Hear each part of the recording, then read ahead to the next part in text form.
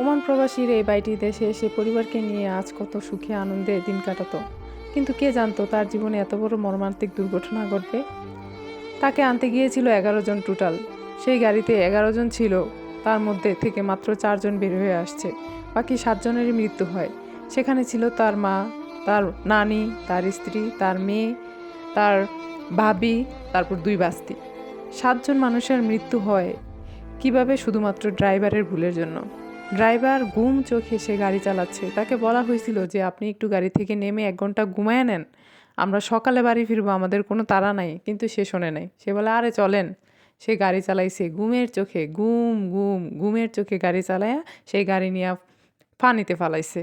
সেখান থেকেও তাকে বলা হয়েছিল যে লকটা একটু খুলে দেন, সে কোনো রকম জালনা দিয়া পালায়া যায়, লকটা না খুলেই যায়। আর এই লোক কত চেষ্টা করছে তার মারে, তার নানিরে, তার বউরে বের করে আনার জন্য, কেউ